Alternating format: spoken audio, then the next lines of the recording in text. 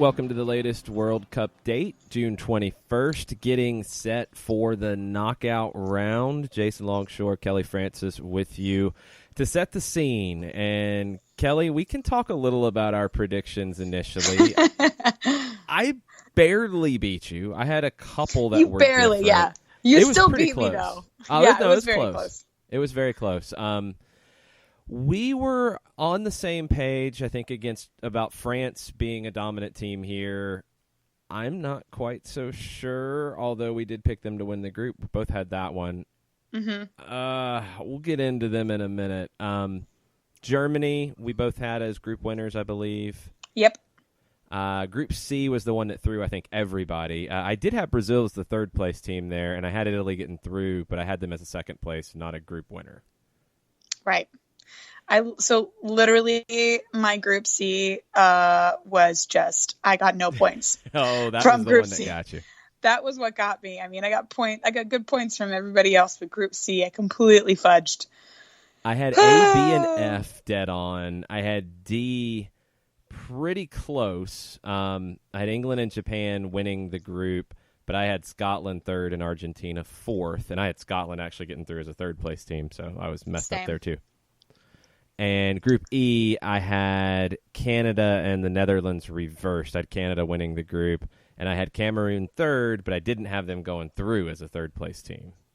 Yeah, I think that's where I also messed up. So Group B, I had the Netherlands in first and Canada in second, but I had New Zealand as that third-place group and not Cameroon. I think that's where some of my points are taken off. But, I got Group B and Group F. Those are my full points groups. Pretty close. I mean, I ended up with 14 of the 16 correct in the next round.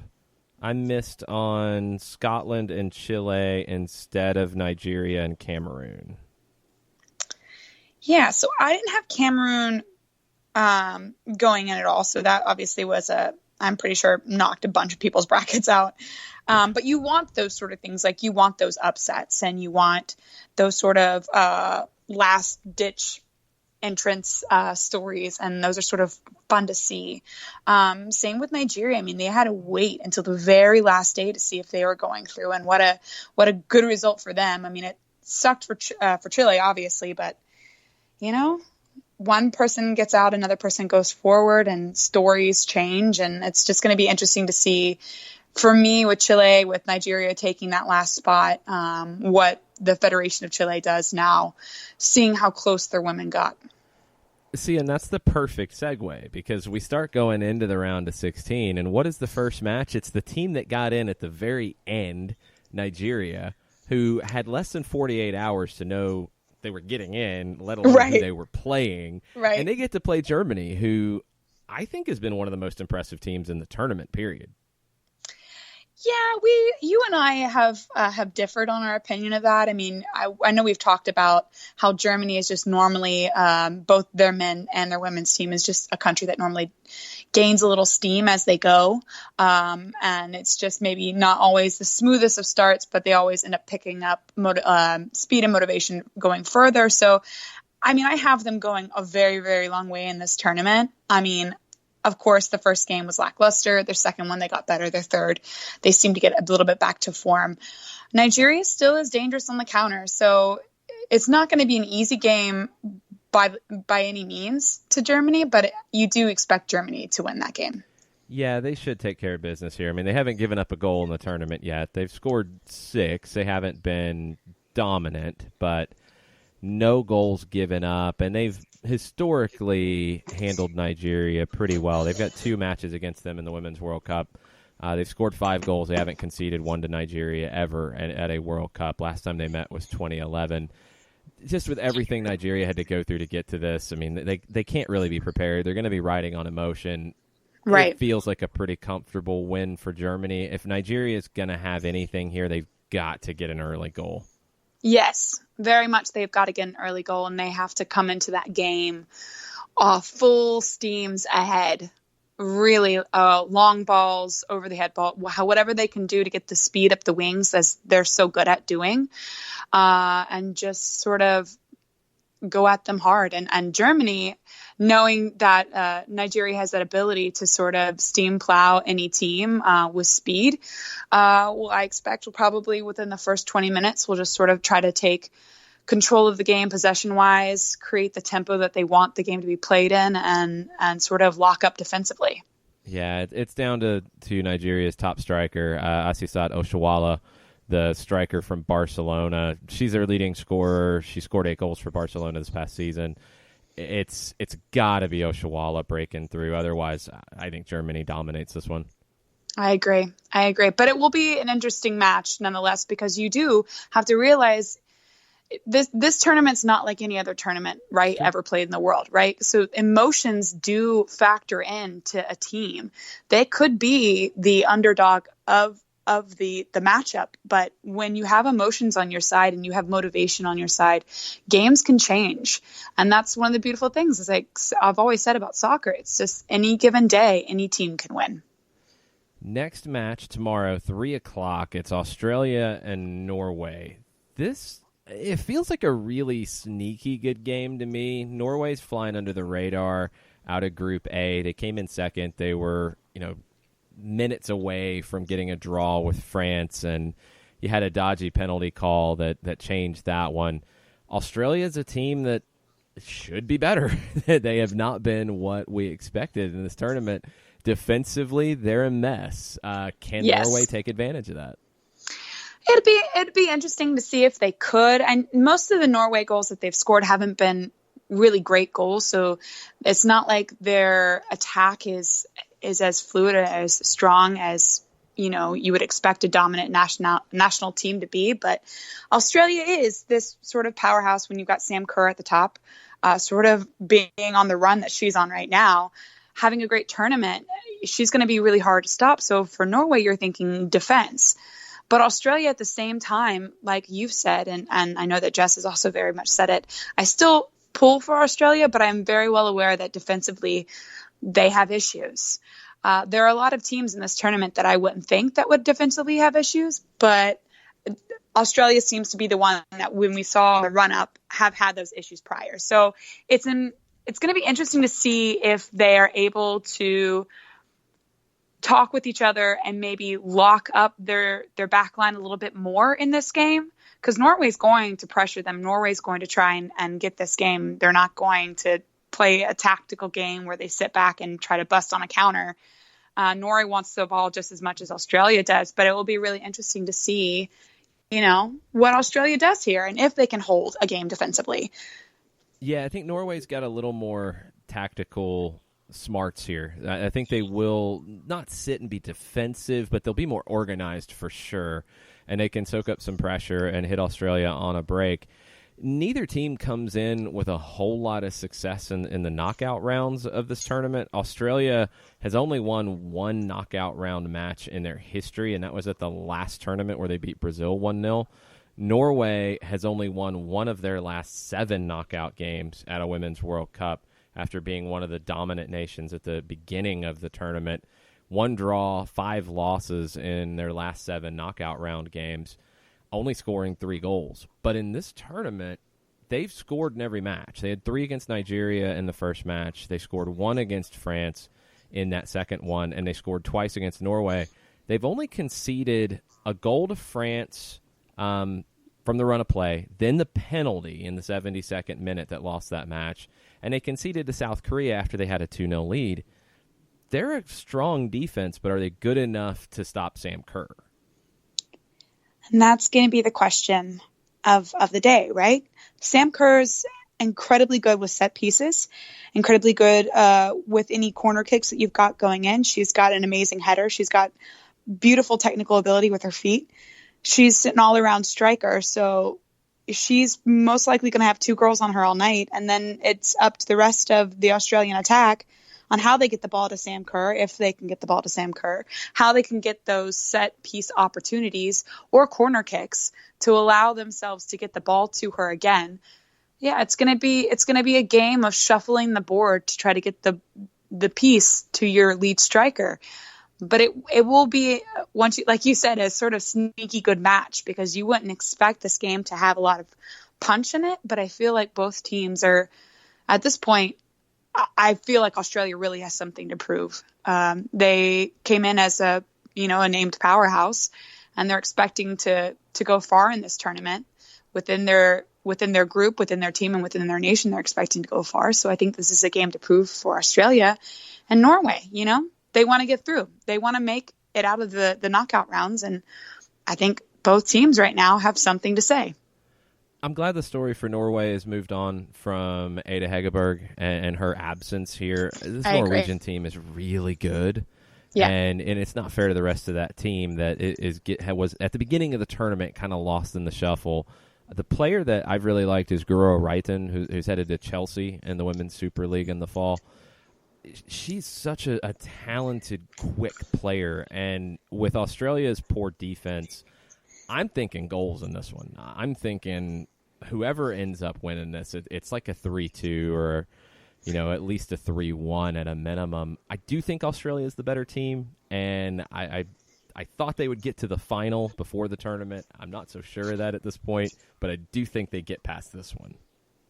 So do you see Australia winning this game, or do you see Norway winning this game? I think Australia wins it. I think it's 3-2. It's a shootout. It's like a Brazil game, Kerr basically. gets a couple of goals. Yeah. Okay, I see that too. I do see Australia advancing on this game, but it is going to be one of those sneakily good games to watch. And if you're doing anything tomorrow, I would sit down and watch this game. So if we've both got Australia going through there, they would be facing the winner of Sunday morning's match, 11:30 kick, England and Cameroon. Yes. England, for me, has been as impressive as anybody in the tournament. And they're a favorite. They are a favorite to lift the trophy at the end of the whole thing. Cameroon is that team that is unpredictable, and they can scare England, but I don't think they can truly compete with England on Sunday.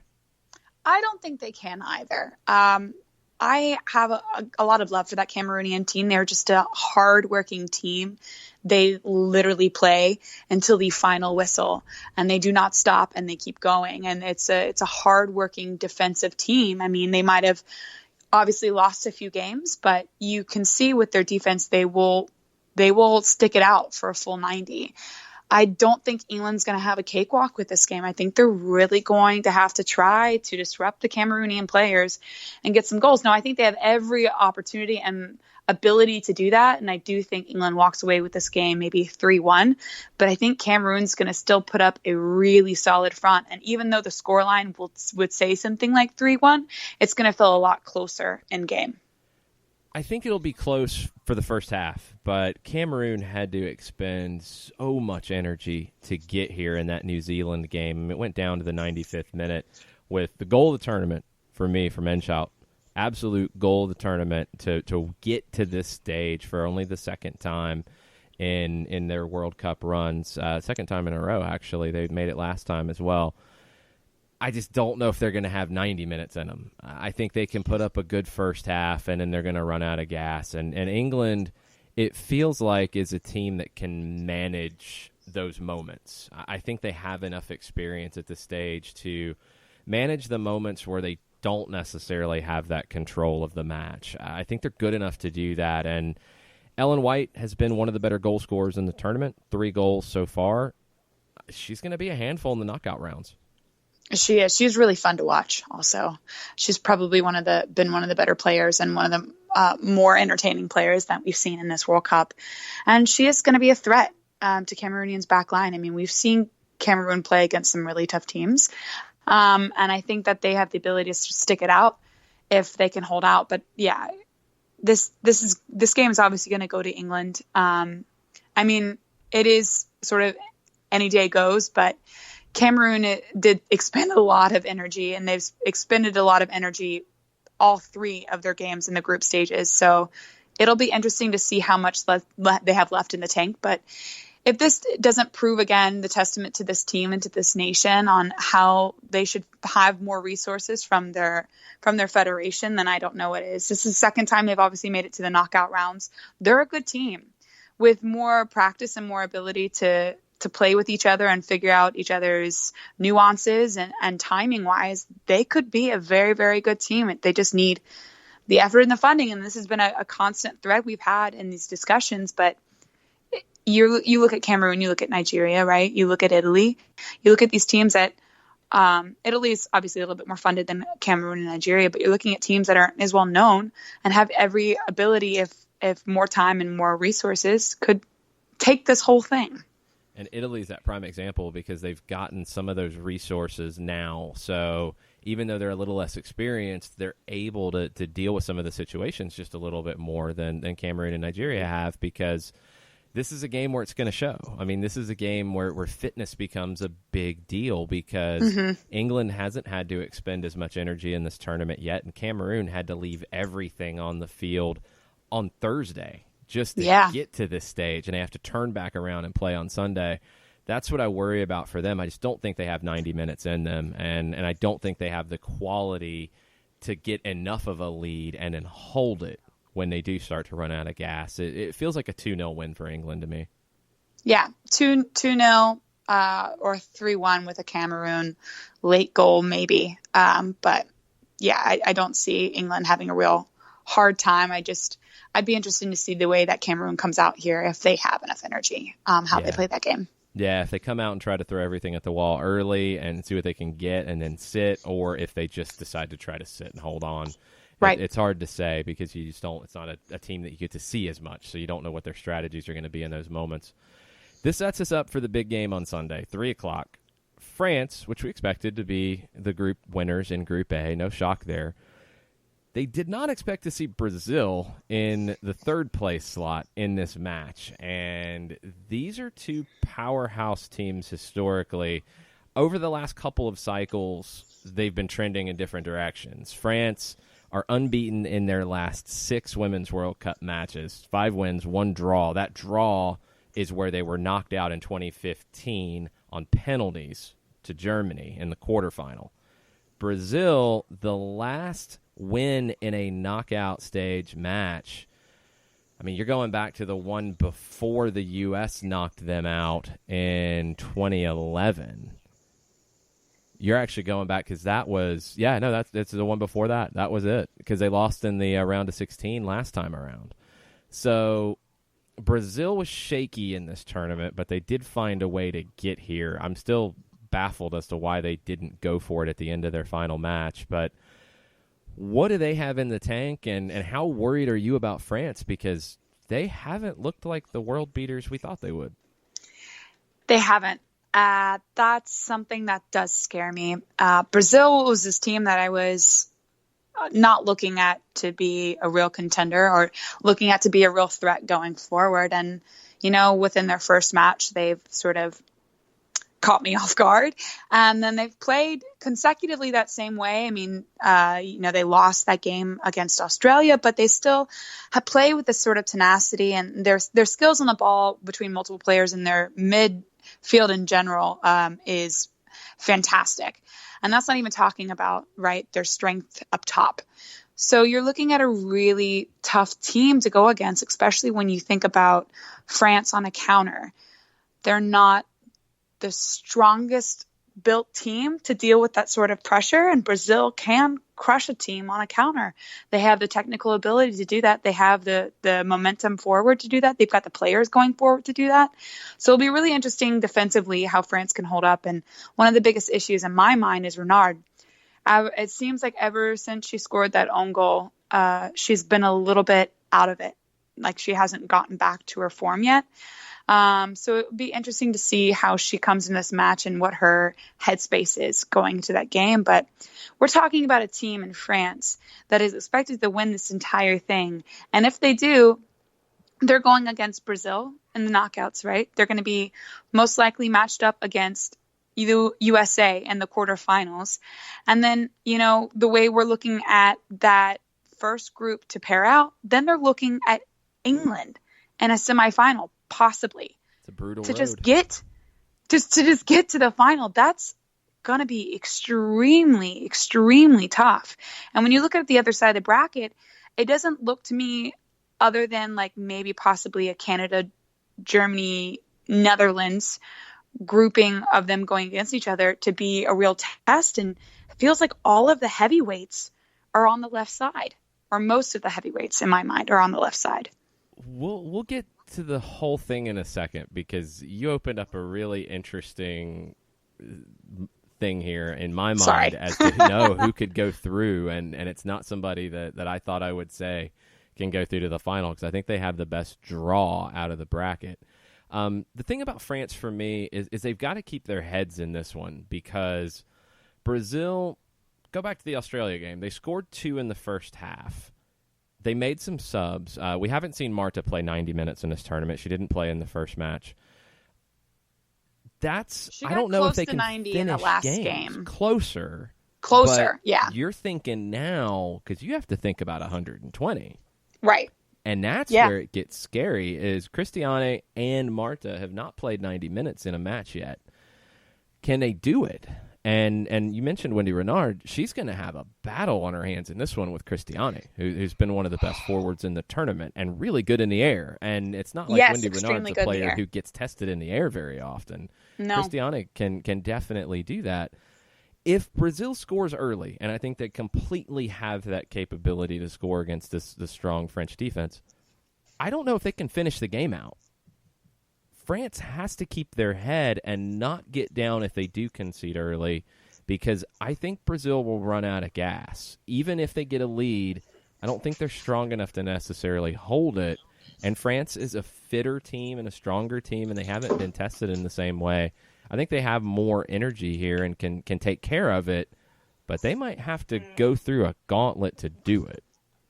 Yeah, it's going to come down, I think, a lot to France's winger. So the last couple games, I've been a little unimpressed with the attack on the wings from France. It felt like all of their momentum was coming up through the middle. Sommière can only do so much, but it's account to her other teammates for them to make combination plays, and just feels like all of the crosses have been wide or overshot. Feels like the entire team itself is out of focus.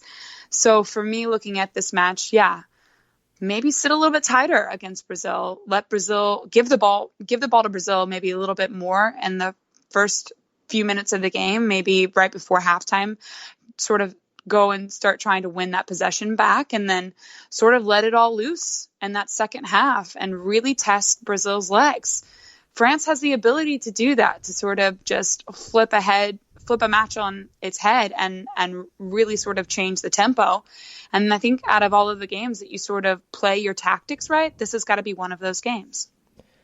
Yeah, we talk about this a lot in matches where it feels like France can do a little bit of a rope-a-dope, to pull a boxing term out, where they sit and they let Brazil almost punch themselves out, because they're not a very fit team, and you let them come at you with all of their energy, and if they get a goal, they get a goal.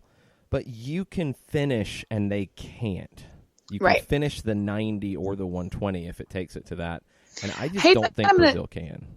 I hate that I'm going to do a pop reference here, but isn't that what Rocky did? Exactly. Okay. Yeah. There you go. Nice. They're pulling a Rocky.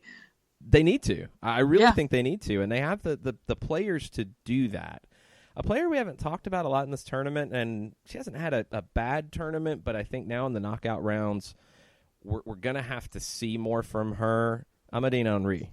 We just haven't heard much of Henry's name, and defensive midfielders, that's not necessarily a bad thing, but in these types of matches, she's going to be critical to deal with a player like Marta, and she's going to be critical to shut Marta down, because you don't want to let Marta get to feeling good in this match. Even if she can't go 90, you don't want to get her inspiring the group around her. Yeah, and she has the ability to do that. You look at the way that she's played the past couple of matches and the way that the group sort of rallies around her. She has the ability to do that. She has the ability to push that team forward.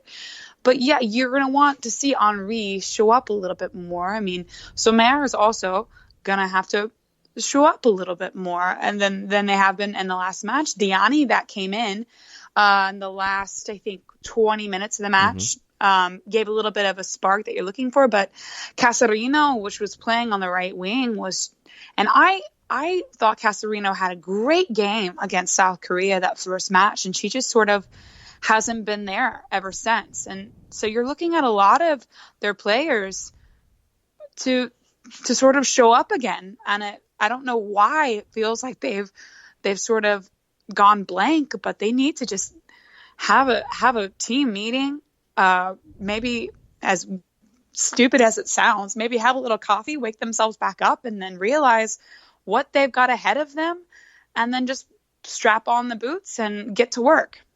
This feels like the match where we'll see if France is truly a contender or not, because they can't sleepwalk through this one. Brazil will punish them too much if they do. That's Sunday, 3 o'clock. Winner of that goes on to play the winner of Monday at noon's match, United States and Spain. This was the one we all expected. Everything played out the way that I think pretty much anyone predicted. Spain has been good, not great, solid. They've had a lot of possession, and I think they will have more possession than the United States. And this one they did in the match back in January that the United States won 1-0. But what are they going to do with that possession? And that's been Spain's problem. They don't have that star up top, and they probably haven't since Vera Boquet was exiled in some ways from the national team. She's still playing in NWSL, but her presence, her star power in a lot of ways is needed up top. They don't have that focal point. The possession's great, but if you're not creating the chances and you don't have that star person up top to be the figurehead, you're limited. Now, on the flip side, the United States has star power all over the field. They have a lot of star power in the attack. It's been a little disjointed at times. I didn't think the Sweden match was as dominant as some pundits have said. What did you think of the U.S. and Sweden, and what do you think it means for the U.S. here against Spain in the knockout round? I don't think they were dominant either. You could see a lot of moments where Sweden was able to get behind our back line, and it showed, how unsolid our defense is. And this is one of the things that you and I talked about, how we were expecting, a starting 11 to come out during not only the Chile match, but also the Sweden match. And we didn't see that either. We don't know what the starting 11 is. Isn't that crazy that we're going into the knockouts right now and we don't know what the starting 11 is for the national team for the United States? That's sort of shocking in my mind. I don't know why Jill Ellis is deciding to do that. You would want these players to know that they're starting. You would want these players to know who they can rely on and who they can count on. I mean, obviously Julie Ertz, her knock, or what did they say, was a hip? They said a hip contusion, and Julie said after the match to media that she would be ready to go for Spain. Alex Morgan left with an injury at halftime. Every report was that she would be ready to go for Spain. So no injury issues that we know of right now that are going to affect any lineup choices on Monday. Yeah, then this is where I would want to start seeing who that starting 11 is. You have got to start playing and starting the same women, if they're healthy, and the starting 11. They have got to get in a rhythm. They've got to get in a team form. You can't keep moving your chess pieces and expecting the board to still play the same. It's not. Yeah, this is where I'd really, if Jill Ellis is gonna really sort of bunker down and accept who the starting 11 is, this is the game that you need to see it. And if you're US, you don't sit back any game, obviously, but this is the game. As you keep continuing on, you've got to prepare yourself for who you can possibly be facing in the quarterfinals. And as we all know, it's looking like it's France. So you need to prepare yourself. You need to find out your starting 11. You need to figure out what your game plan is for this match. And you need to go all in because you need to prepare yourselves for who you're facing next. It's critical. And looking at Spain and looking at the tests that they have here, individual talent, I think the U.S. is a better team comparing player to player. And I think whenever that's the case, the United States should win. Even if it's difficult, they should win that match. Where I start to get a little worried is where the individual talent is much closer to even. then I don't know what the United States does tactically. And that's my biggest concern when you get to a quarterfinal. But against Spain, I think you can handle those situations. But the thing about Spain, they've only conceded 2 goals in the tournament. One was to South Africa early in that first match, and Spain got off to a slow start in that one. They did come back to win 3-1. They gave up 1 goal to Germany in a really tough match in the second one. Germany only had 36% of the ball. They did have 7 shots on target.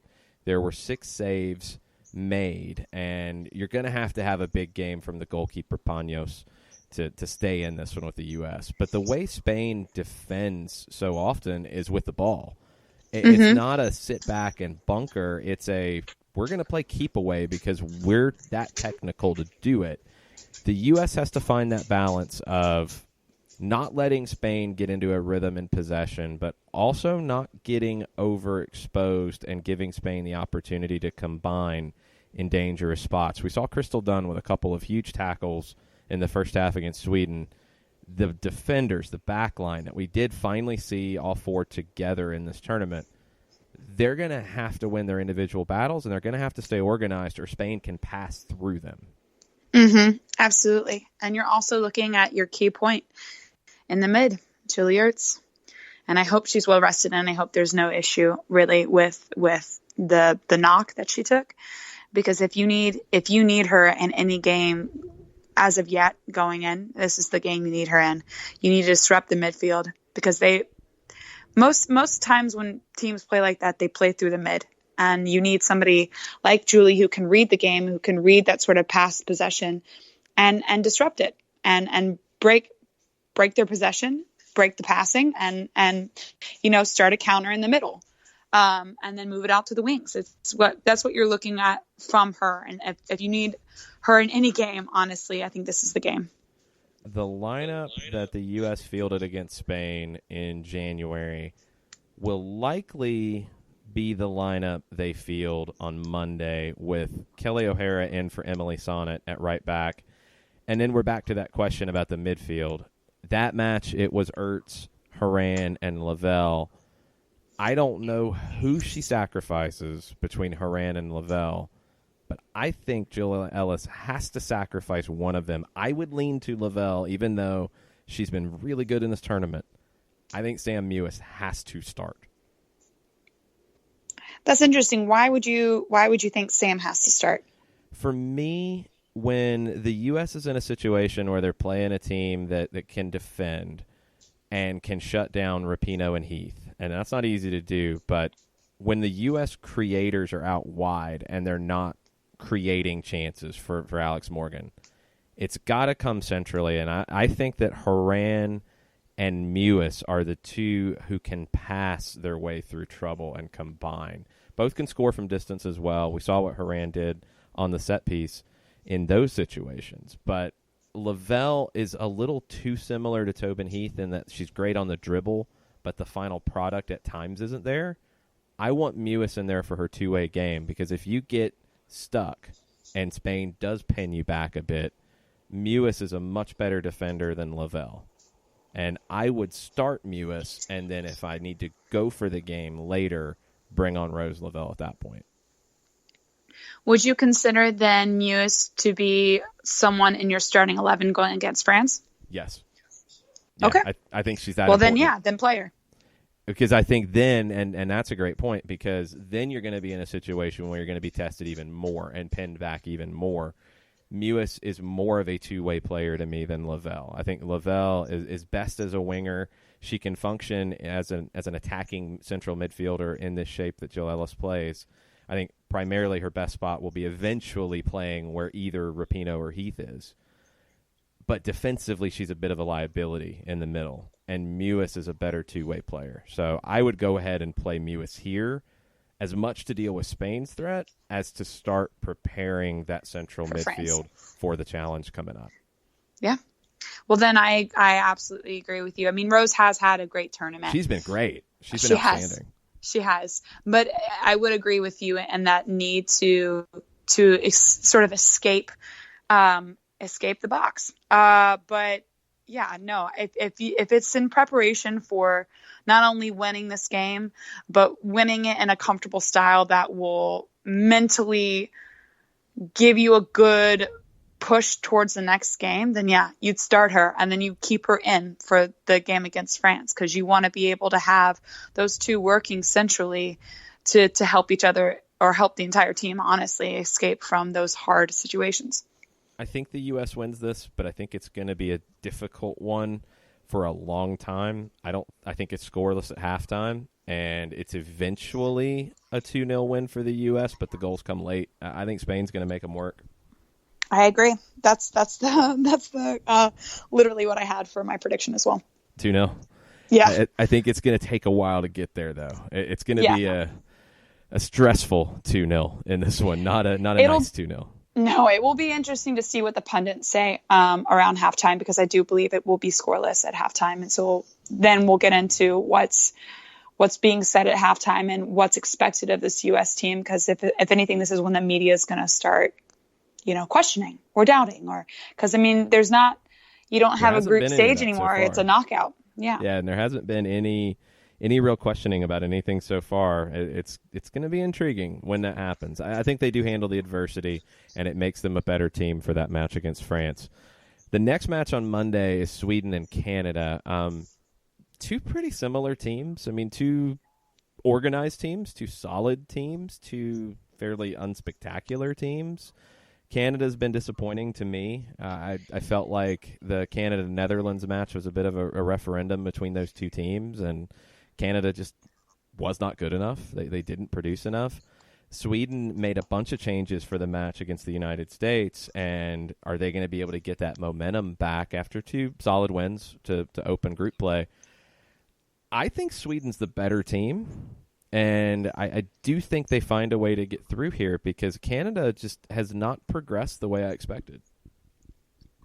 That's okay. I actually have Canada winning this. To me, it feels like as a team, I mean, obviously Sweden and Canada are very similar. And the way they've been in this tournament, for me, this is probably the most like grouping that we have going forward. So it will be an interesting game to see sort of who takes the game for their own. But I just think Sinclair for the women's Canada team is just so good on the ball. And I just think that since she's such a veteran presence, obviously in the box and on the field, that she's going to rally the girls behind her. I think that Sinclair pushes the Canada women forward, but I don't think it's by much. And I'm literally calling this game as 1-0 Canada. I've got 1-0 Sweden, and the number I will throw out for historical purposes, Canada have lost 11 of their 13 previous meetings with European teams at the Women's World Cup. 1-11-1. And they've only scored more than one goal in any of those matches with European teams once, and you're going back to 95 against England. History can be broken, okay? It's true, but not this time. Canada's just not that good. Very disappointed with our friends north of the border. Tuesday gets into the interesting matches for me. Italy and China kick us off on Tuesday at noon. Italy's been the story of the tournament. I think just no one expected them to win the group. I think we expected them to be decent, but they didn't really play anybody in the build-up to the tournament, and that's what I kept coming back to trying to predict this team. You look back at what they did in the lead-up. They beat Switzerland, who didn't qualify. They beat Ireland, who didn't qualify, and these are 3-1s and 2-1s. They drew with Poland, who didn't qualify. They lost in penalties to North Korea in the Cyprus Cup in the final, who didn't qualify. They beat Thailand 4-1. Not really a shock. They beat Hungary. They beat Mexico. They beat Wales. They beat Chile 2-1, who was in their first tournament. That's what they did since qualifying. And in their qualification group, I mean, they got past Belgium and Portugal and Moldova and Finland. It wasn't really a difficult run for them to get here, so it's, what do we expect?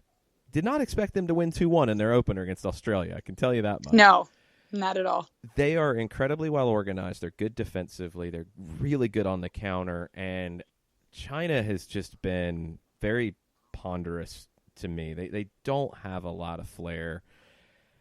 Two teams that might kick each other all over the field in this one, but Italy's the better team, in my opinion, and they go through. Yeah, Italy is a better team, but you're absolutely right. It just feels like it's going to be there's going to be a lot of yellow cards and a lot of bruises for sure. There will be a lot of inappropriate, not inappropriate, but there will be a lot of inappropriate challenges. Yes, you were right the first time. This is going to be the choppiest game of all the games that we'll be playing and the knockouts. But there's going to be a lot of starting and stopping. It'll be really interesting to see who the ref is for this game and how it's handled, because it might get ugly. It definitely might get ugly. But I think a really good point, because you've got yellow card accumulation that'll factor in, and whoever gets through is gonna have to deal with it in the quarterfinal. And if you have a referee who doesn't handle the physicality well, one, you could have injuries in a choppy game, but two, you could have a lot of red cards here and end up 10-on-9 or 10-on-10 or whatever, right, because this one's going to need a strong referee to manage it. We've seen both of these teams flying into tackles throughout the tournament. Mm-hmm. We definitely have. So this is going to be the choppiest of all the games. It's going to probably be a lot of starting and stopping, and we might actually end up seeing a good amount of set pieces from this game just because of the fouling that is obviously done near the box. But I think Italy hold it together. They're just a better team, in my opinion, than China. So I think Italy advance on this. I don't have a score line just because I don't know how things are going to play out, but I just think Italy advances. I'm going to go 2-0. A player that we haven't talked about very much in this tournament, Manuela Giuliano, leading the tournament with 3 assists during the group stage. She's tied with Sam Mewis and Alex Morgan for that. She's going to find a way to break it down, and I think Italy hits a couple times on the break as China runs out of gas. Italy gets 1 in the first half, 1 in the second, and hopefully no red cards where they just start kicking each other all over the field. But I have a bad feeling we're going to see somebody red carded in this one, and it's going to affect them in the next round. Final match of the knockouts. Netherlands, Japan, Tuesday at 3 o'clock. I said coming into that final match, Netherlands-Canada, that the Dutch had been good, but they needed to impress in that final one. They needed to win. They couldn't sit back and say, well, we're already through. Doesn't really matter. They needed to make a statement. It was a statement. It wasn't quite as strong as we hoped, but they got through a good Canada team 2-1, and they came back to do so after giving up an equalizer. Japan feels like they're maybe a tournament away. It's a new generation for Japan, and they haven't been all that strong here. I think the Dutch win, and I think the Dutch continue building in this tournament. Their front three is just too good. Yeah. I mean, it's Leaky Martins, right? So... and Medina, and then you're looking at Van de Sanden, and they're just too good. It's just the front line of the Netherlands is just so strong that you would see them winning this game. I mean, you might have a lot of people saying it's going to be a high score line. I don't think it will be. I do think I agree with you with Japan. It's just going to be another cycle where they're back at their old form of being a top contender. I just don't think they're there yet. Yeah, they have a lot of veteran presence on the team, but I think another cycle and then they'll be back to form. But I see Netherlands winning this. It to me, it's not a very hard game for them to win this, to go into the quarterfinals, but it will be interesting to see the way that they handle it, because I think they had a good game against Canada, but I don't think I've seen a statement game from them yet. I really don't. We've seen statement games from, France, from the United States. This is one of those games where I feel like this is where you come out and you say, we're here to win this whole thing. The same way that the USA did when they played against Thailand and the way they played against Chile. This is where you come to stake your claim on the cup. But I see it's going to be it's obviously going to be the Netherlands winning this game, but I think this is going to be a statement for them. It's going to take more from Van de Sanden. She's been a little bit of a disappointment in this tournament. There's been a lot of questions about that out of the Dutch media, that they're kind of waiting for her to break through.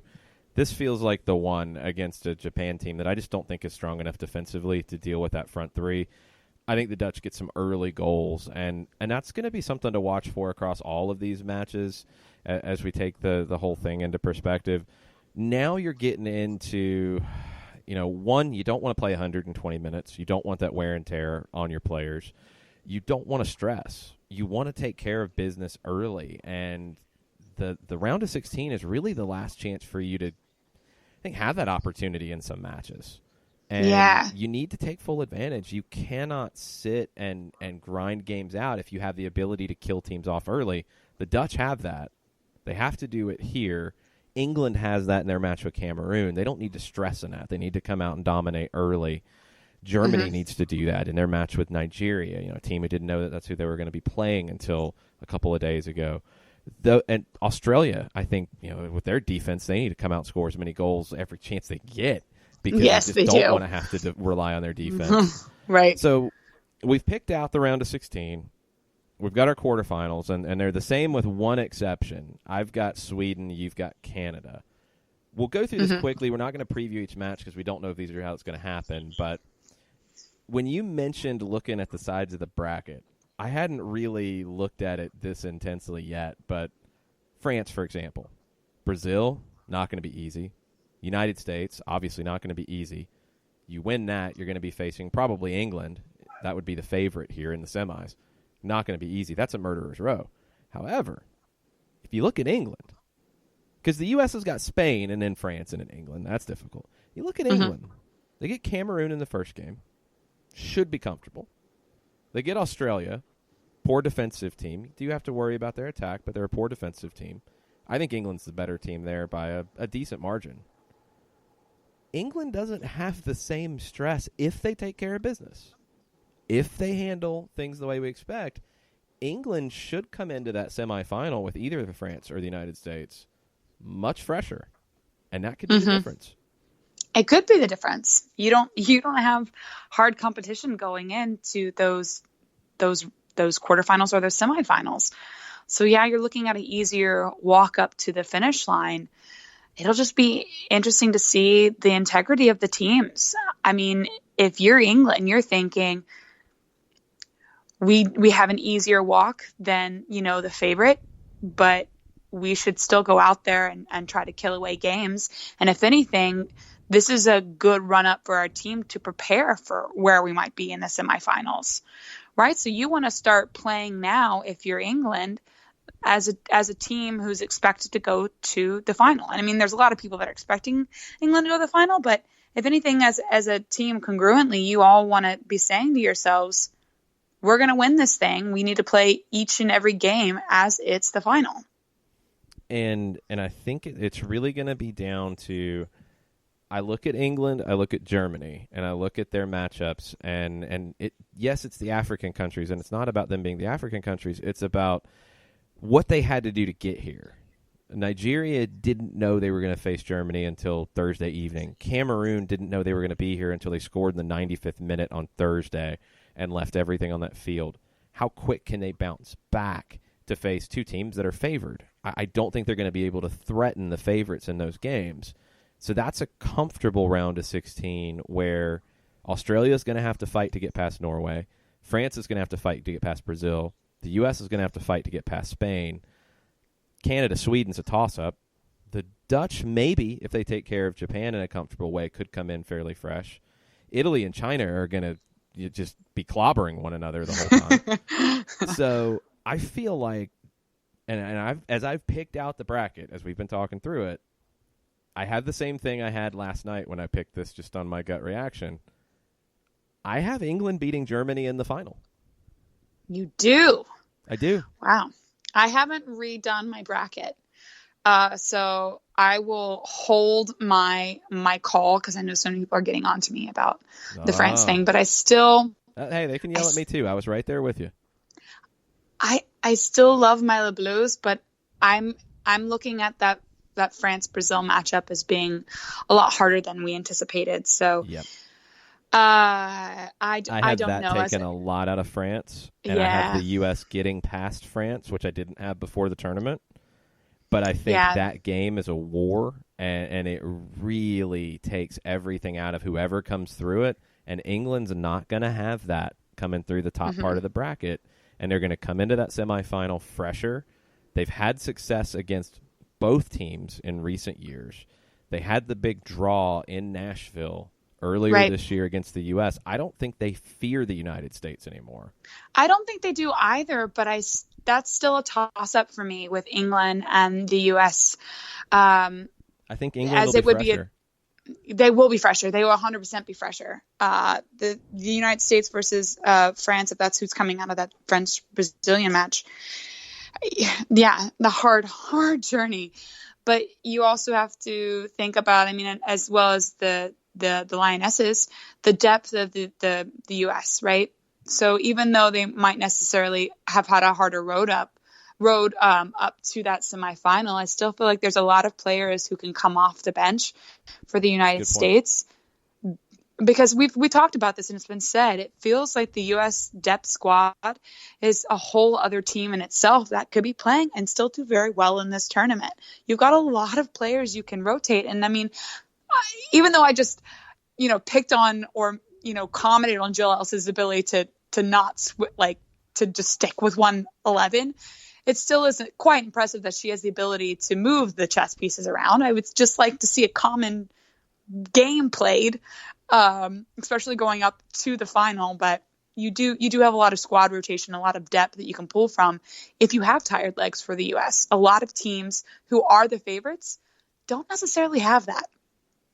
That's true. I think England has the depth. I think Germany has depth.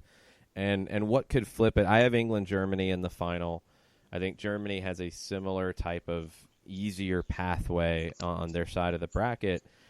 And if they get Marzan back, and there were questions about it when she suffered the broken toe in the first match against China. Some said she'd be out for the rest of the tournament. Some said she'd be out for the group stage. Haven't seen an update. You would love to not have to use her on Saturday and give her a few more days and rest her for the Sweden match. If she comes back and she's able to contribute, they could win it. But I think England beats Germany in the final. I think the United States beats the Dutch in the third-place match.